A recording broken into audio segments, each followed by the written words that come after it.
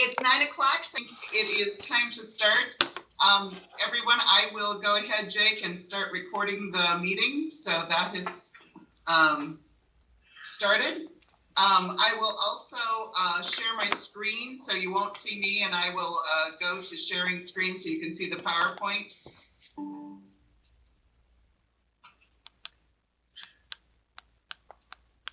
Can everyone see the PowerPoint? Yes. Yeah, we got it, Carla. I would ask everyone, if you're not talking, to please put your line on mute. That helps with some of the background noise, and we will get started with the call to order from Jake. the supervisors. Jake, go ahead. Okay, Casey Johnner. Here. Mark Ramey. Here. Steve McCombs. Here. And then our agenda is our Marion County Economic Development Meeting. Is there a motion to approve? So moved. Second. McCombs. Aye. Ramey. Aye. Johnner. Aye. Very good. All right. Carla, I'm going to turn this over to you. Sounds good. I thought we'd start out with an update from our department to everyone. Certainly welcome everyone online. I will tell you, with Teams, it works a little differently, so you won't be seeing everybody's face on the screen there. If you want to see who's on the line, you click on the participants portion and you'll bring up a bar to the right-hand side to be able to see who's all on the call. Certainly wanted to talk to you a little bit and update you a little bit of what's happening in tourism. We did launch the Best of Red Rock contest this month. Usually that started a little bit earlier in the spring, but we felt like with many of our tourism businesses being shut down, that it wasn't the proper time to launch the contest. So the contest is launched and it will run through the beginning of November. And I also wanted to encourage everyone, if you have events that are happening or that are being canceled, please let us know so we can update that information on our website and get that information correct in both circumstances, so that we're not promoting events that are not going to happen, and at the same time that we're giving time to those events that will be going on. So please let us know in both situations. The other thing that I would bring you up to date on is the state is doing a program, a gift card marketplace program. So it's an opportunity to buy gift cards to support some of our businesses. Many of our businesses here are participating in the program. Also, the state is doing a parks passport. So that's state parks, as well as get into some drawings. We talked about our meeting with Kelly. Oh, you mean that we're thinking about? Oh, okay. We did have to go ahead and primarily with an economic development focus. Program. We decided that it was just, we did have so I spoke with Barb, it wasn't that we had plenty of teachers and I said, up, hey, we'll put some pressure on her. I said, so if you're hearing it back, I said, Barb, we're to the point where numbers aren't doing us anything. We will be meeting in you can only do November numbers so long when you don't implement something. If we convert the program to an online program, or if we continue to try to have the program in person. We will be, beginning in July, launching our applications for Leadership Red Rock. At this point, we're deciding to launch the applications. Those applications are due in September. And at that point, we'll make a decision kind of if we are moving forward with the class or not. But we do have to have the applications in order to be able to proceed. So we're trying to be optimistic that we can still continue to have that program.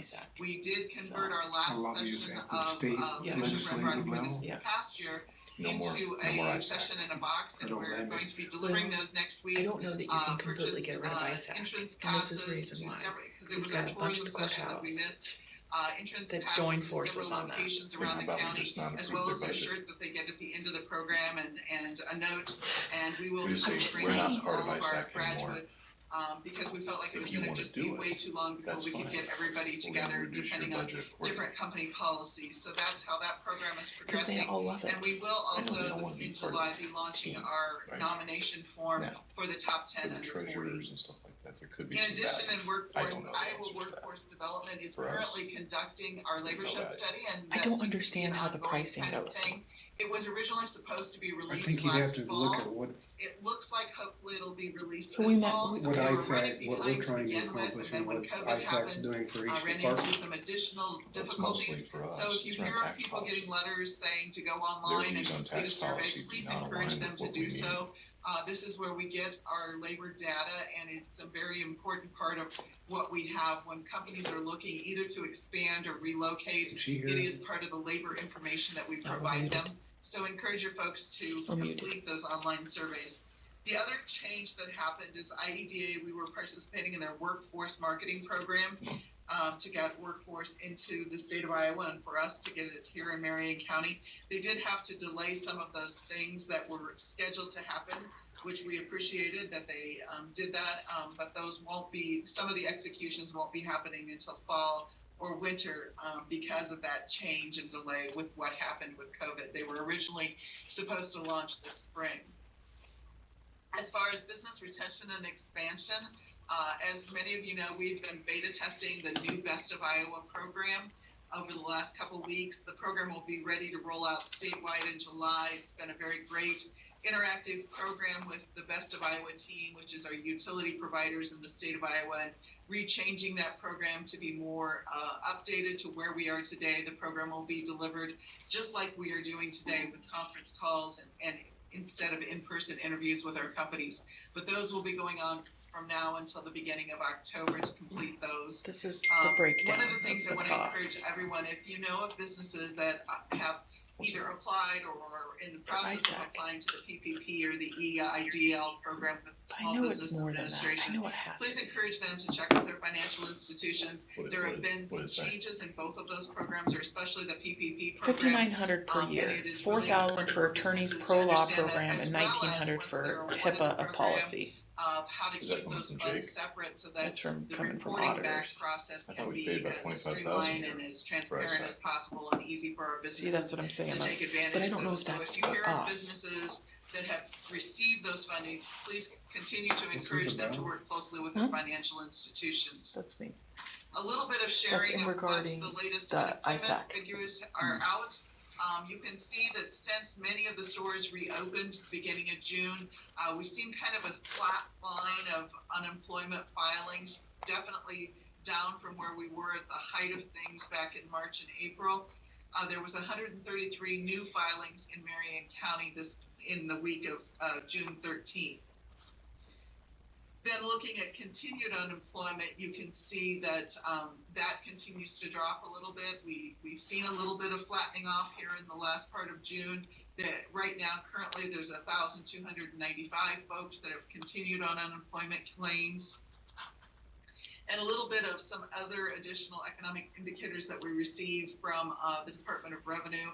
You can see manufacturing hours were lower than what they'd been in the last 2 years, even prior to going into COVID, as well as new orders have dipped. But if you look at the Creighton University information, which is a little bit more current, that has May information, they show a little bit of an uptick back in May. So it'll be interesting to see if the Department of Revenue releases for May, if that does indeed follow what Creighton University has calculated in their new orders index.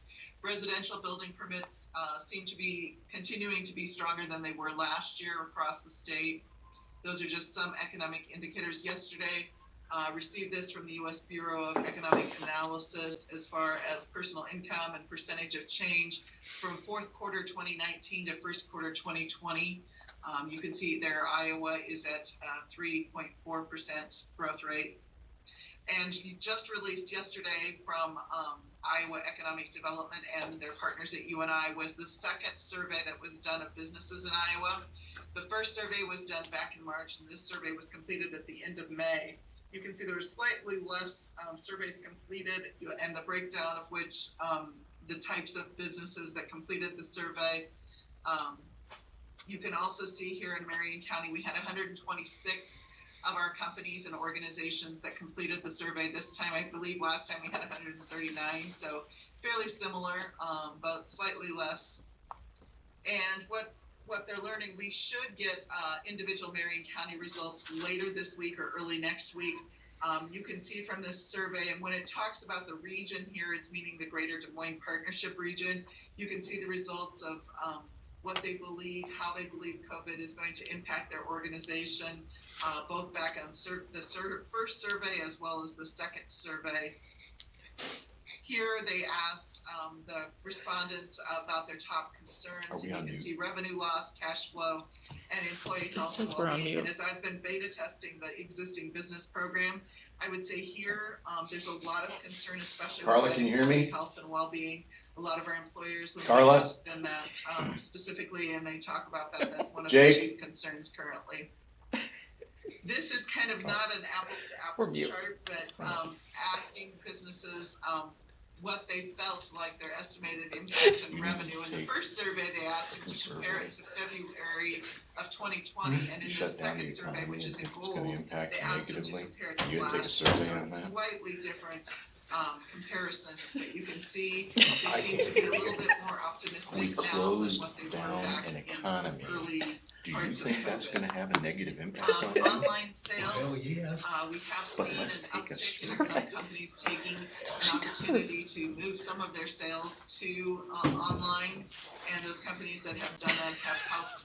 That has helped to supplement some of their revenue. She loss sits in that they've office seen and during does this. all that. I think we'll continue to see that trend continue as far as more businesses finding their way, especially those retail type businesses, to doing some portion of their sales online, as well as service sector businesses.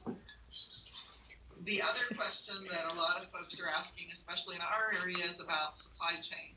And I can tell you this chart probably goes very well with what we've been hearing as we talk to manufacturers. There's been some mild disruption, and I think most of our folks would say their concern is for the fall, that many of their suppliers or what they have in-house is good for right now and probably getting them through the summer, but they have some concern of what will happen in the fall if suppliers are not able to continue to meet their demands.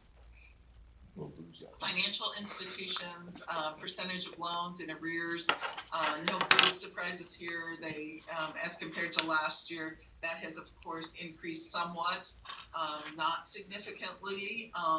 However, in our particular region in the Des Moines area, there's not as many that are staying the same. So you can see that in this chart. Now, I thought this portion of the program would allow our communities and county departments that are online to give some updates. I realize you might have to unmute your line to do this, but I thought we would first go through infrastructure updates. So anyone on there that has an update as far as housing, roads and transportation, and broadband utilities. I do have one on the broadband sector. We are working with the Greater Des Moines Partnership with a company called NextLink that received one of the largest FCC grants in the nation. And they are working with 85 counties in Iowa. Marion County is one of them. It is wireless broadband. That is their project that they're working on. They have been in contact with us to try to get a list of facilities in the Otley, Pleasantville, Pershing, Harvey, and Bussey areas. That is where their grant kind of goes through those parts of our county. They are looking for structures over 100 feet tall, with preference to ones that are over 150 feet tall. They are looking for facilities that have 24/7 access, so not on top of a building, but actually towers and other structures that they could access to put their equipment on. So we are working with the partnership. The partnership has kind of impressed upon them that they hope that they can do our 9 counties in our area towards the front of the pack instead of the back of the pack of the 85 counties in Iowa. So working with them to provide this information. Does anybody else have any updates as far as housing, roads, or broadband utilities? Let's see what they say. Carla, I do. I don't know if Dawn is on the call or not, but I'll kind of give an update from our area as far as some new housing that is currently under construction. We have on the very west side of our community 2 different projects going on in the same kind of footprint out there.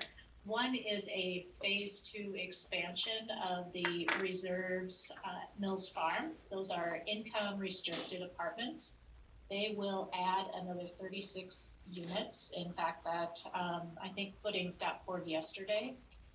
The other project that we will break ground tomorrow afternoon is the Viewpoint condominiums. Those will be a 92 unit condominium townhome development.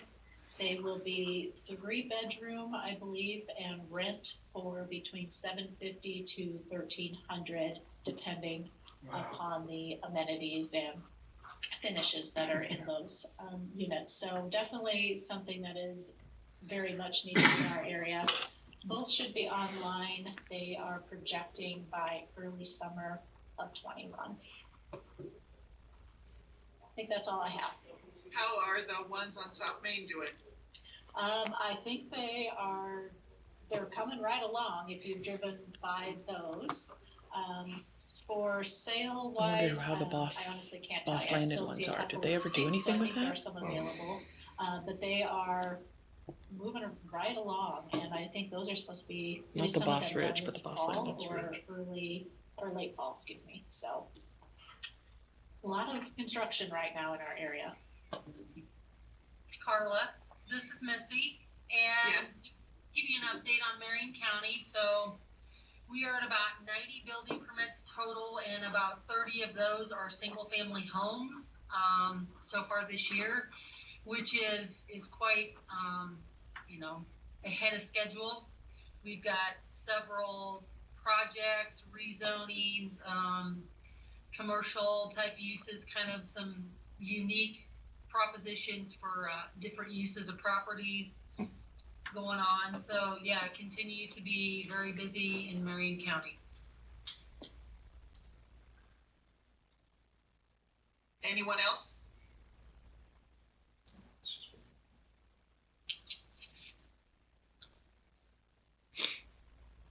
Carla, this is Stacy from the partnership, and I just want to add just a little bit to your broadband. You gave a great overview, and we are trying to push NetLink to quickly get into our region.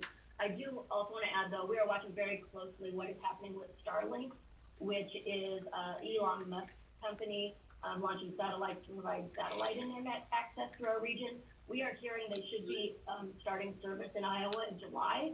And so, our goal across the region is really to help make sure that all residents have access to broadband, and preferably more than one point of access, to help with that competition and the pricing issue.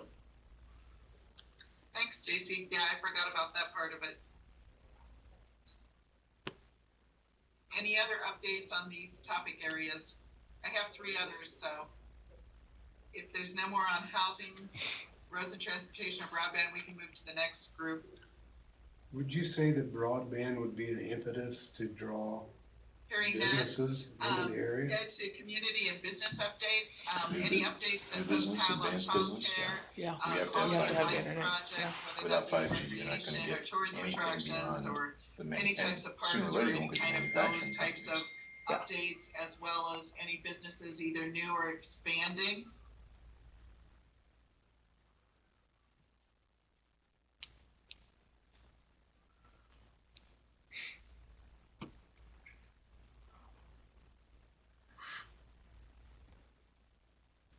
Carla, did you ask for businesses that were expanding or new? Yes. Okay, sorry, I was reading a text here that came in that I've got to address as well. We do have a couple of new businesses that will be opening very shortly that we're very excited about. The Butcher's Brew House will be a restaurant and brewery here in downtown. That will be underneath the same ownership as the Infelt Meat Market.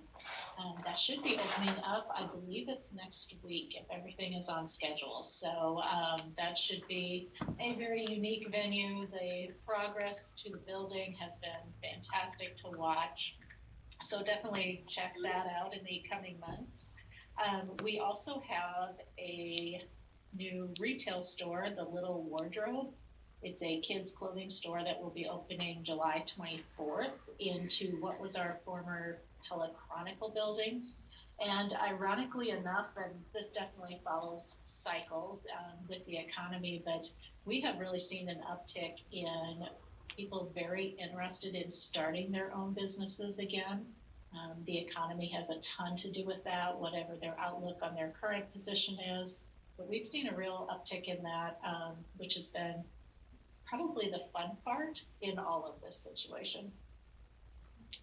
Thanks, Karen. Anyone else with updates in any of these areas? Quick one.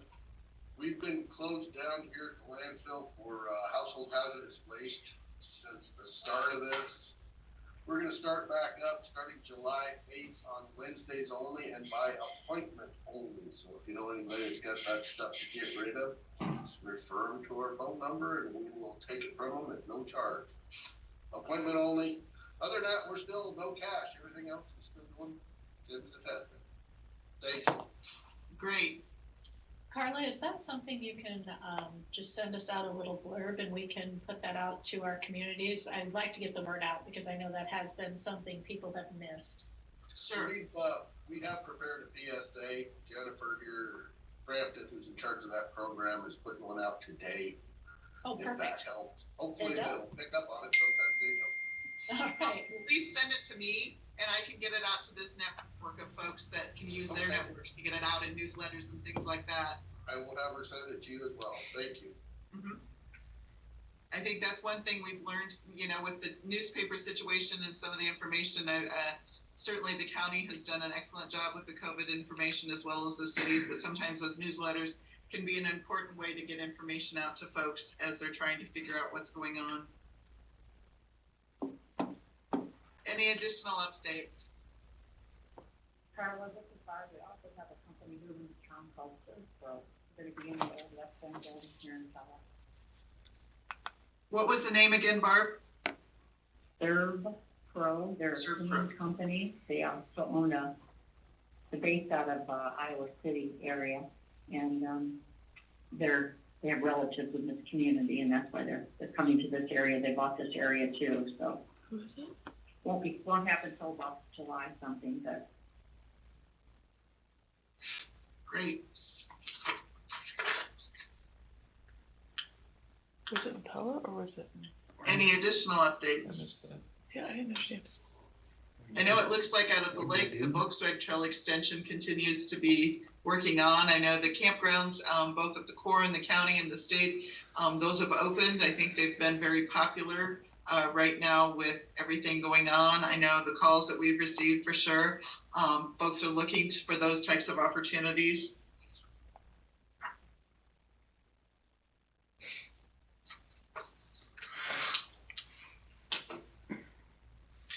Any additional updates that anyone wants to share as far as, like I said, anything not necessarily on these topics that you have either from a COVID standpoint? We have been trying to do a weekly business update just to give you some ideas of some of the information that we're processing through here. And certainly if you're not getting those, let me know. But I tried to put everybody that was in this group onto that list. It comes out, it's kind of changed schedules of when it comes out. It was coming out on Fridays, but because the county changed kind of slightly when they're sending their information out, and now is coming out on Thursdays. And certainly anytime you have anything that you want me to share in that newsletter or weekly update, please let me know. I'll be happy to do that, put information in there or links to your websites or information as well. Carla, this is Karen. I just wanted to thank you for sending those out. I know they take a lot of time to do, but it has been a really good resource for us, not only to utilize the information, but to send out. So thank you for being very vigilant with that and sending that out each week. Thank you. And just so you know, one of the things that we have been doing new in COVID is that we have been getting together as far as the chamber directors and some of our business resource providers.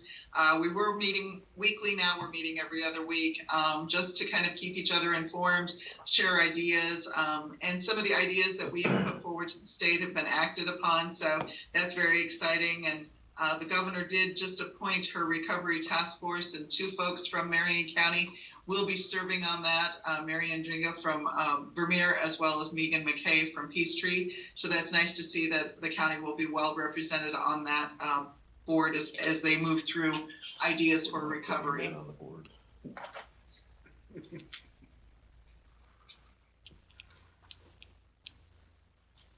I don't hear anything else.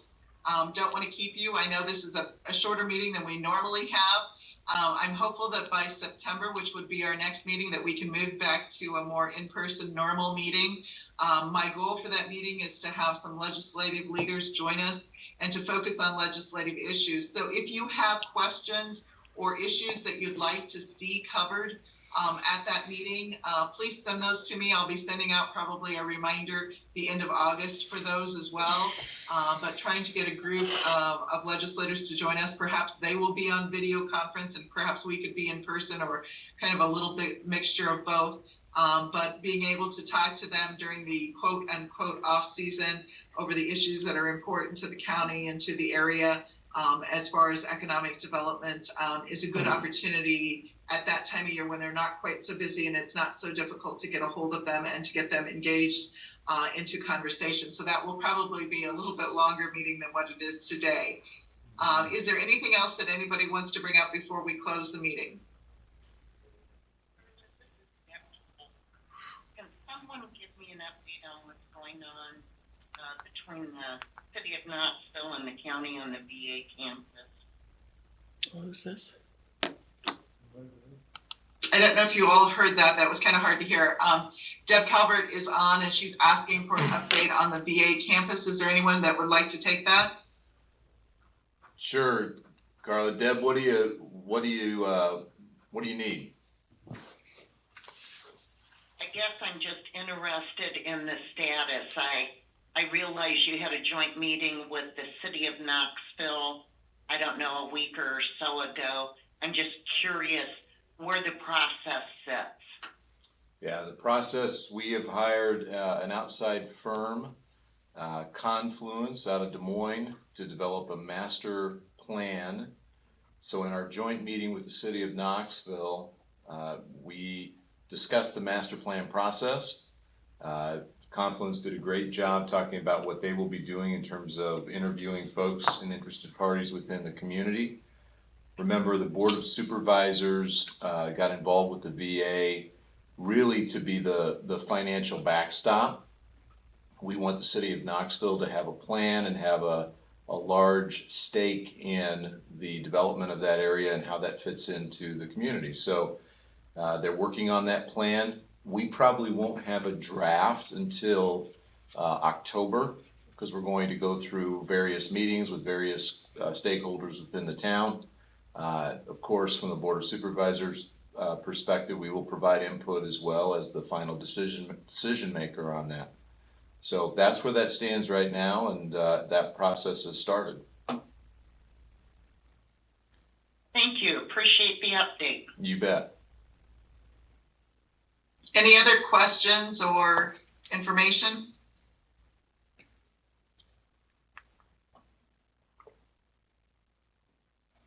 Hearing none, I'll turn it back over to Jake and the supervisors to adjourn the meeting. All right, very good, Carla. Thank you. Thank you for everybody being on the phone and participating in this. Appreciate all the updates. Is there a motion to adjourn? Make motion, we adjourn. Second. McCombs, Aye.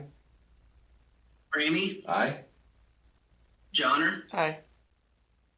All right, we are adjourned. Thank you. Thanks, guys. Thank you, everyone, and we will, if you certainly need anything